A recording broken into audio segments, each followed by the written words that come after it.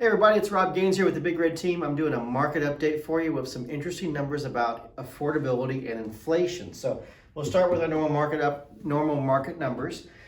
Days on market currently through February are 59. So 59, that means the time a house goes on the market until it closes.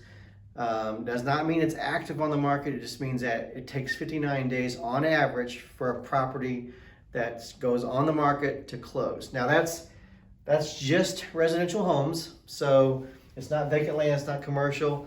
It includes all the houses out there, including the ones that seemingly nobody wants to buy, and they have to reduce the price 5-6 times in order for it to get an offer. So I can tell you a home right now, there's not as many refinances going on. So a home right now that goes under contract within a couple of days of being on the market could likely close in 30 to 45 days, which means the days on market would be somewhere 35 to 45, depending on exactly how fast that went under contract. Okay, so 400, that is the number of residential homes on the market today. That is a change from earlier in February where we were at 425, then we dipped as low as about 370. So we're at 400 right now. That includes a 9-county area. That does not include land, that does not include commercial. So 400 residential homes, including new construction, which if you bought today, you'd have to wait a few months for them to finish out. 74, that's the number of new listings in the last 7 days that went on the market that has yet to receive an accepted offer. So 74, we probably saw about 125 new listings in the last 7 days. About 50 of those went under contract within the same week. 111, that's the number of homes that went under contract in the last 7 days.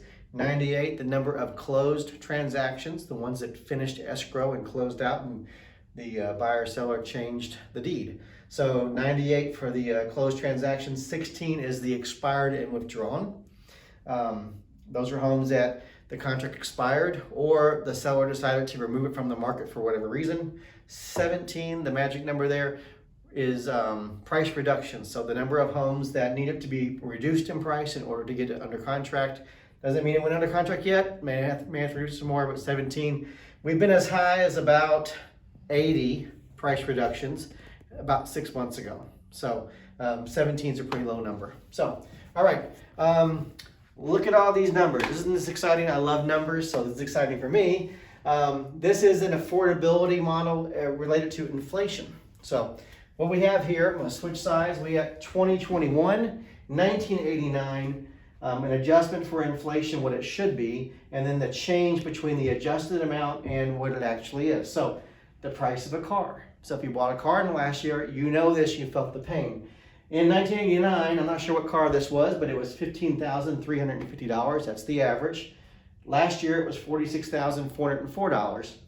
The adjusted for inflation price, it should only be $35,636 if this 1989 car adjusted only for inflation.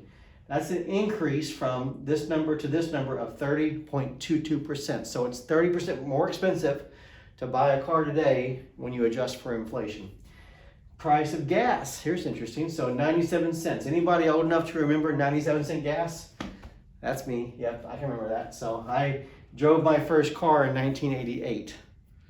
So that tells you how old I am. I'm almost 50. So, all right, 97-cent gas. $3.51 was the average gas price per gallon in 2021. Adjusted for inflation, it should only be $2.25, and the change is 56%. So gas last year versus what it should be is 56% higher. Whew. All right, wages. Let's do wages before we do house.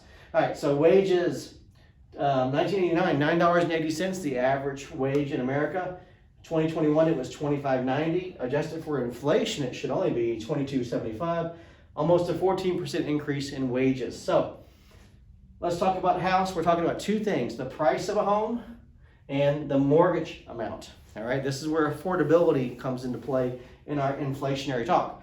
So the price of a home in 1989, $94,000. The average price of a home in America was $94,000. That mortgage would have cost you $825 based on interest rates at the time, right? So in 2021, the average price of a home was $346,900. The average mortgage was $1,455. Adjusted for inflation, This $94,000 home in 2021 would have gone to $218,000. It's gone up just a little bit higher than that, 58.96% to be exact.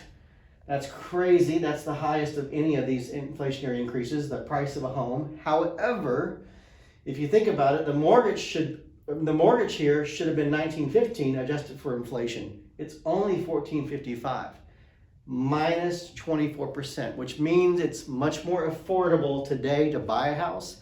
And when you're buying a house, are you concerned about the price of the home as much as you're concerned about the cost of that mortgage per month? Most people would say the monthly cost. It's kind of how we buy a car, right?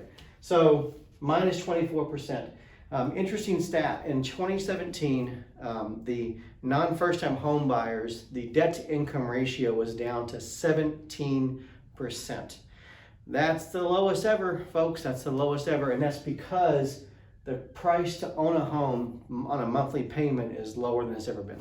So even with rates ticking back up this year a little bit, we're still essentially at an all-time low, and which means the housing market, even though the prices are scary, the affordability is not.